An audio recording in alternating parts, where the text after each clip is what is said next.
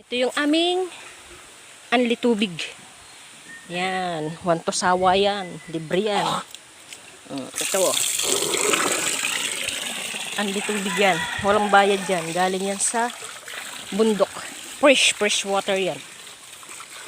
Pag yan ay overpuno, umaapaw-apaw pa. Yan, dyan siya dumadaloy. Galing doon, sa bundok doon.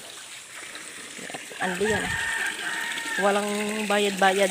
Lakas ng tubig. Napakalamig ng tubig yan. Malamig ang kanyang tubig. Mapapatakbo ka pag naligo ka sa umaga. Ito yung kanyang kanyang umaapaw siya. Anong tawag pag sa mga ganyang nagiging hulma ng tubig? Sa ganyan. Stalagmite. Stalagmite. Ayan. Tama ba yung ating sinabi? Baka mabas tayo. Baka mabas tayo rin. Ayan, ganyan siya pag umaapaw yung tubig na, yung patak niya. Yung parang sa mga kuweba, naghuhulma. Kasi nga, fresh water. Ay, hindi lang naman sa fresh water nangyayari. Kahit nga sa dagat, mayroong ganyan, di ba? Yan.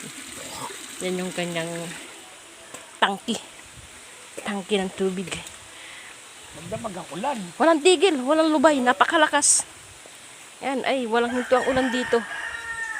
Yan, ganito ang ng umaga. Buti sa umaga, medyo humuhupa-hupa yung yung ulan, nakakagalaw-galaw sa labas. Pero pagdating ng ng oras ng paggabi pahapon, ay walang tigil. Yan, umaapaw siya. Overpuno yan. Sa sobrang lakas ng ng tubig. Overpuno siya. Yan, ang pinagkukunan ng tubig dito. Yan, bahay ng nanay. Siya lang nag-iisa riyan.